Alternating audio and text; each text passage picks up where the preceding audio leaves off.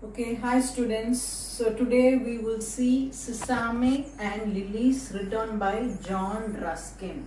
So this John Ruskin was born in England and he lived during 1815 to the beginning of the 19th century. You have to be very careful. There is a Ruskin Bond. He was also of British origin but he settled in India. That is Ruskin Bond. This is John Ruskin who was born in England and he was brought up there. He studied at Oxford University and he had several other interests apart from literature like painting, drawing, music, bird watching. So this is John Ruskin and he wrote this essay Sesame and Lilies in the year 1865. So now this Sesame and Lilies is split into two parts. The first part is called as the King's Treasury and the second part is called as the Queen's Garden. So he has split the prose piece into like two essays which were further clubbed or combined together and it became Sesame and Lilies. So what is he generally talking about? When you say the King's Treasure, he is talking about the nature of men, what their attitude is, what their aspiration will be. When you talk about women, he writes about the nature of women, their lifestyle and how they need to improve themselves. So as such, you find this as an advice to both men and women. So now to begin with, let me just tell you the outline of this particular essay. The first word of the title is sesame, sesame, sesame. Where have you heard this word before, sesame? Most of you, if you have listened to a lot of stories narrated orally to you, you would have heard of the story Alibaba and the 40 Thieves. You would have even watched a Tamil film called Alibaba and 40 Thirudargalum. So what is the story about? This is a story about a cave, a hidden cave. There's so many treasures lying over there. These treasures are looted by Alibaba and his 40 thieves. So this treasure will be closed and opened when the leader of that gang utters a particular word, which means the word is sesame. Sesame means open. Well, once you open, what do you find there? You find there all kinds of rare treasures there, valuables. It can be gold, it can be ornaments, it could be anything. So this is the implication of the word sesame, meaning open a threshold to a great treasure. So now here, what is the treasure that we are talking about? Most of the time in life, supposing if I ask any of you, why are you all coming to college? You might say, ma'am, to get a degree. Once you get a degree, what will be your next aspiration in life? Maybe a job. And what kind of a job? A high paid job. Why a high paid job? Ma'am, so I can buy a car, I can own a house, I can go abroad, I can buy so much jewelry and all that. So according to us, this is the advancement in life. If anybody asks you what is advancement in life, we think in terms of materialistic pursuits. I want this, I want that, and once you buy all those things, you think you are well advanced in life. So here, John Ruskin makes it very, very clear that that is not advancement in life. Advancement in life is not in terms of material status. Advancement in life refers to how knowledgeable you are, how intelligent you are, and how much independent you are, and how well you could fit into the society, and how much the society respects you for who you are and not for what you have, not for your material possessions. So according to John Ruskin, that is considered as an advancement in life and not your material possessions. So this he makes it very clear. And so in case if you want to make an advancement in life, what are the things that you have to do? There is a whole lot of treasure lying out there. How do you unlock it? How do you open it? The word here is sesame. But here if you stand in front of a cave and say sesame, nothing will open. But you will have to open it. How? You will have to intellectually pursue knowledge. So if you want to pursue knowledge, I am telling you, you have to become a knowledgeable person. How will you become a knowledgeable person? The first step is that you will have to seek a good book.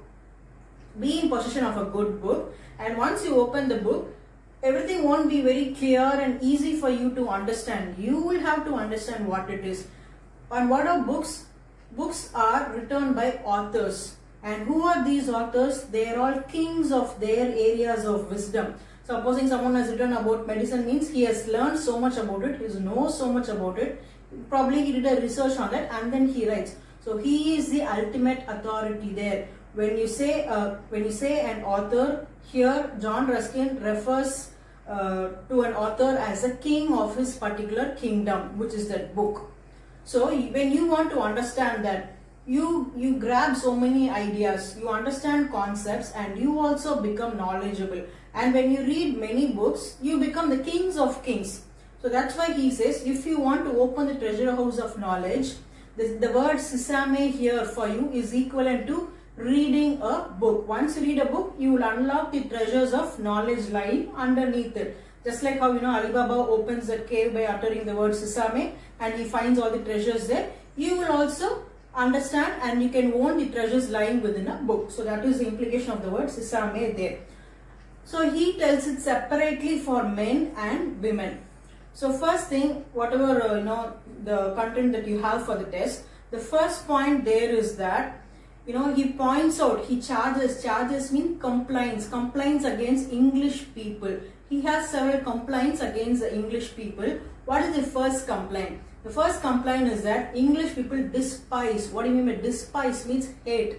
What do they hate? They hate being, what can you say? They hate being intellectual. They don't take any steps to become intellectual. If they have enough money, they want to spend that money. First priority is food. Second priority is clothing. Third priority is entertainment. And I would say that it is the same for Indians also.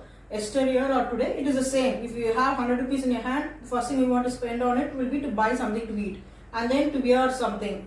And then maybe for some fun like cinema or something else. And only then if there is some more extra money, you will think of buying a book. So our priority had never been education. That is his first complaint about the English people, both men and women. And second complaint is that they don't give much respect to nature. When it comes to nature, there are lines there which say that they have erected a railroad bridge across a waterfall.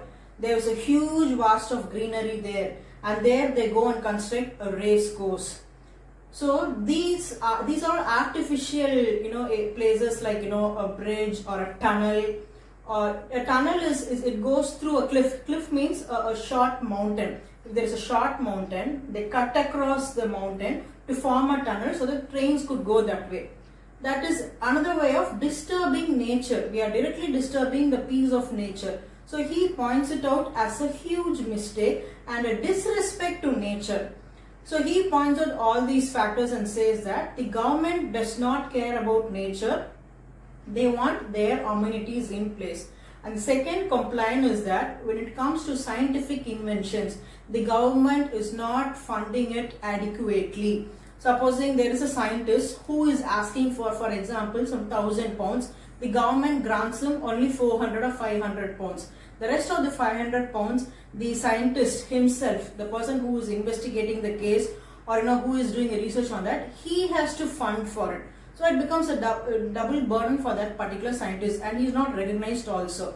So he points out the fact that not just men and women, not just the departments of the government itself is not giving more importance to nature and scientific inventions. So these he points out as complaints against the English people. And the next few points that you need to know is that I have sent an essay to all of you. So I'll just read it and explain it to you. John Ruskin opens his essay by apologizing for the ambiguity in the title. What do you mean by ambiguity? Ambiguity means confusion. You think sesame, I will explain sesame to you but not lilies to you. So where does the connection come from? You will have to read and only understand. It is not ambiguous, means not very clear. So title is not very clear, that he accepts. He says that the title is ambiguous and figurative in nature. It implies something. By King's Treasuries, he means the best books written by the most brilliant authors and not other material things. The whole of the lecture is about books and the way to read them. So this essay is going to explain how you have to select a book and how you have to enjoy reading it. And after reading it, whatever you get is going to be your treasure. He says that modern education is materialistic and it aims at advancement. What is an advancement? Advancement in life. I have studied so much that meaning was then I should own a big house. I should own a big car. That is called advancement in life. That is what we think, but he says that is wrong. This aim is narrow. Narrow means, very no great space there. The speaker says that love of praise and reputation moves humankind primarily. So if somebody wants to refer to you as a popular person or an intelligent person, which one will you like? You like to be referred to as a popular person or a rich person? Who likes to be considered as a clever and intelligent person? That is not considered a compliment at all by most people. That's what he says. On the other hand, duty moves them secondarily. He says that clever persons wish to become high in status. So if you are a clever person means how can that be denoted? By being a rich person in the society. To achieve higher status, we should have sincere and good friends. So what are the two things that you need to have to make advancements in life? First thing, you need to have good people around you. The next thing is best books are said to be best friends. So you need friends, and who is that best friend? Your good books. He divides books into 4 types. Good books of the hour, good books for all life, bad books of the hour, bad books for all life. So certain books you read, you understand it, you like it for some time, afterwards you realize that you have not gained any knowledge out of it. Those books are good for a temporary cause, not on a permanent basis. So now here John Ruskin has made it very clear that you will have to select books. What kind of books? Good books that would last for a lifetime. And next thing is great authors. Statesmen. Statesmen refers to politicians. Philosophers and thinkers write books for all life. So when you are going to select a book to read, you will have to think if the writer is a great author, is he a statesman, is he a philosopher, and based on that you can select a book. Nobody can enter into these unless they stoop. Stoop means that if there's a small closure, you stoop. Kuninji poru, that's called stoop. Paninji poru is called stooping. So while you are reading a book, you will have to think, this is a great author, let me humble myself in front of him. And the panivoda ponada you can learn. If you think, who is this author, I can write better than him, who is he's not up to my level, then you will not learn anything from that book. So the first step is you will have to select the book based on these the instructions, and then you will have to stoop down to learn. We must enter into the thoughts of such writers. So when the writer says something, he is passing on his thoughts, his ideas, concepts to the book. That you will have to understand first. You will have to enter into their ideas, and this you cannot do immediately. If I tell you, you have to read for half an hour every day, immediately you can't do it. You can't accept that idea. It will take some time for you to accept and act upon it. They write long sentences and serious thoughts are hidden in these sentences. Sometimes people use some tough, difficult words you can't understand. Sentences are very long, you can't understand. So you will have to read them carefully. First thing is selection of the book. Next thing is how to read them. An educated man need not know all things, but he must learn a few languages. A lot of people, across the globe, they always wanted to read Tirukkural. For them, Tamil is a foreign language. So they cannot understand it easily. Either they'll have to learn Tamil right from the beginning to understand one Kural, or they'll have to read a translation. So it's best that, and supposing if you want to learn something from say Sanskrit, then it's advisable that you learn Sanskrit also. So if you want to learn, you should be prepared to learn many languages. And not just the language. If there is a word, you will have to understand its origin also. For example, here we are talking about a Greek word, English word, condemn, which has its Greek origin. There are a lot of words, even in Tamil, for example, a lot of words like, push, we say pu, which is the original word for it is pushpam. We say palam, the original is phalam. So these are all derivatives. So you should be able to understand each word and then get to know its origin also. So those are the traits of a good scholar. And you should know the science of language. For example, phonetics, phonemes, symbols, everything you need to understand also. And then here Ruskin refers to Milton's Lycidas. Lycidas is a poem written by Milton, Lycidas. There Milton has described the traits of a great scholar. So he says, if you want to become a scholar, you will have to follow this, read and understand the poem written by Milton called Lycidas, Lycidas. And here Ruskin looks upon Milton as a great scholar, and here people's mind is referred to as a garden, okay, which is as of now filled with filth, dirt and weeds everywhere. So what is important is that first you have to clean that filth, remove the unwanted growth there, and only then plant a sapling or sow a seed there. Otherwise, whatever you are putting within that garden will also go a waste.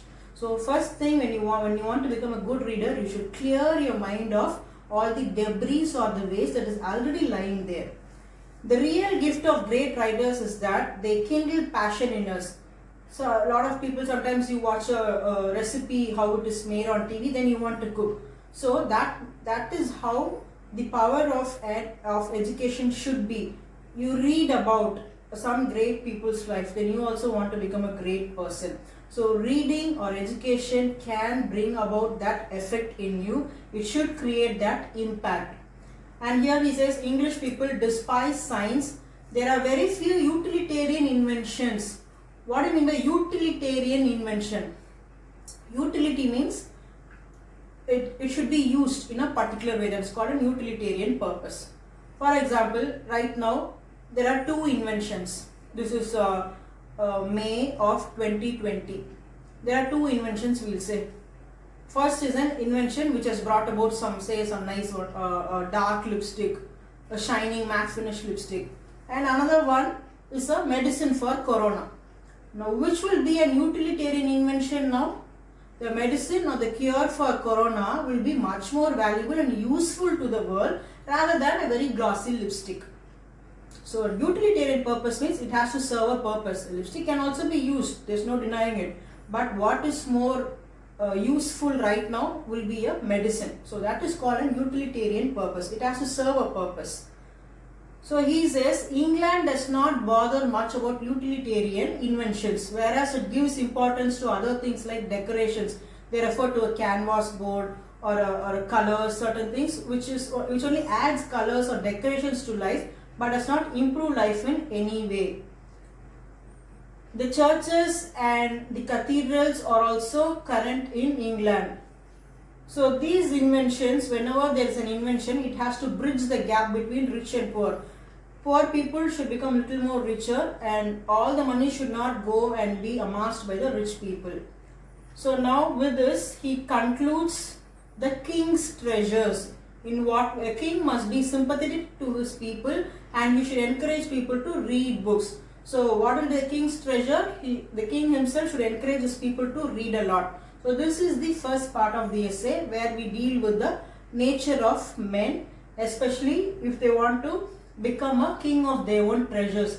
The second part is about women, nature of women, how they'll have to survive in society. The first thing that he says is that the aim of education is to get acquainted with the wisest and greatest people through books. Supposing we say there is a great author, how can I become her friend? You read her book, you will become her friend. So that is how you will have to befriend great minds. It's not like you go stand with them, take a picture, post it on your Facebook and you say, I am so close to her. That is at a superficial level. You read her book, get to know their ideas and broaden your own mind, then it shows that you are their good friend. So now he is giving out examples of women characters written by Shakespeare. By now you would have read many of Shakespearean plays.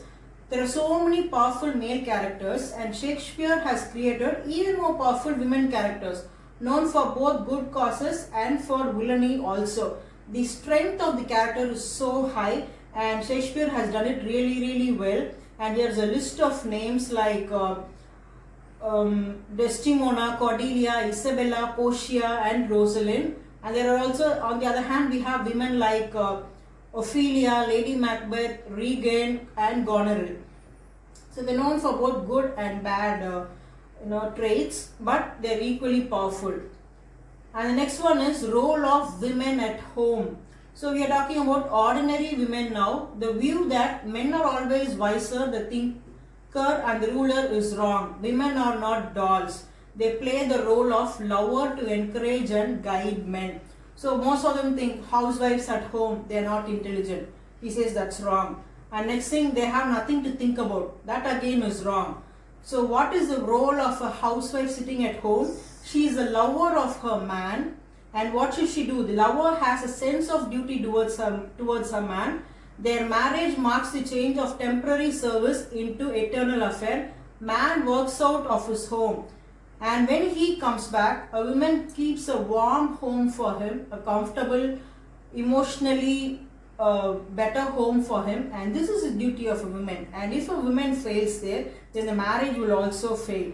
So the woman is he says that woman is the mistress of home and she is to maintain peace and good atmosphere at home. A good wife is a home in herself. A wife itself is a home. So when a man says he is coming home means he has to walk into that warm, cozy, friendly atmosphere where he should not worry about anything else. So that is the duty of a woman.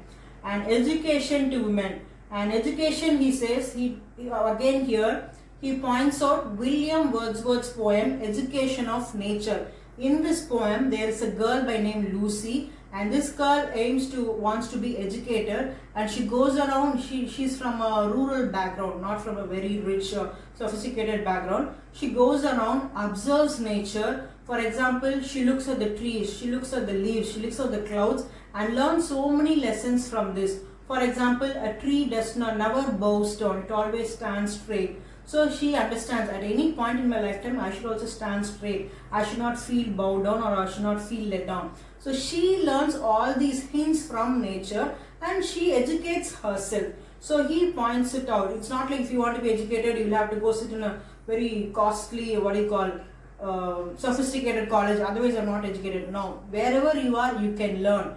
It's within you to learn, and the atmosphere, you have to create that atmosphere for yourself. And luxury has got nothing to do with education.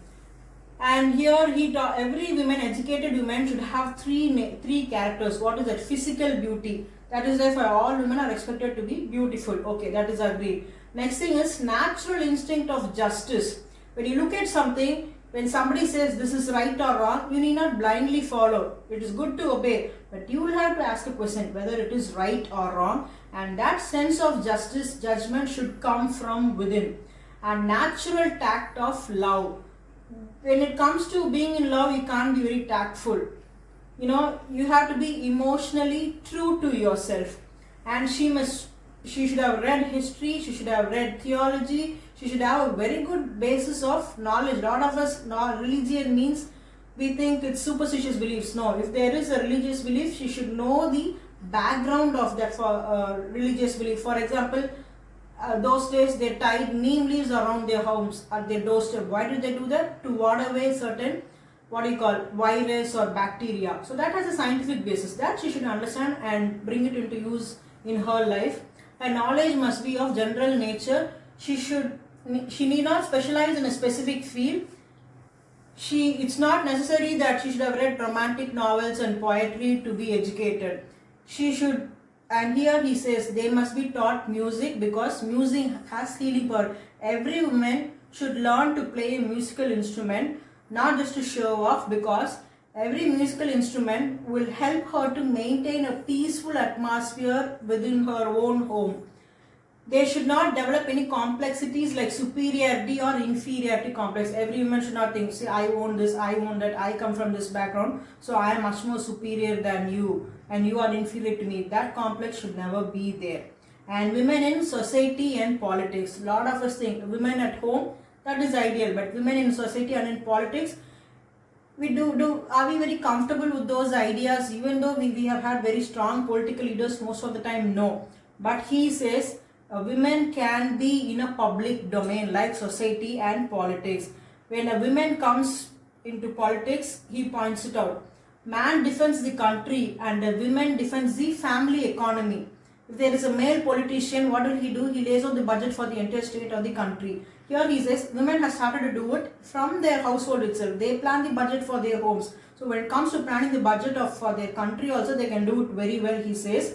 A woman is a queen of her lover, queen to her husband and children. She can be called the Prince of Peace. Ruskin is not surprised by the loss of life in war, but the wasting of women power surprises him. So all through the course of history, we have seen so many wars and loss of thousands and thousands of lives. He says that does not sadden my heart, but the plight of a woman who is sitting at home wasting all her talents.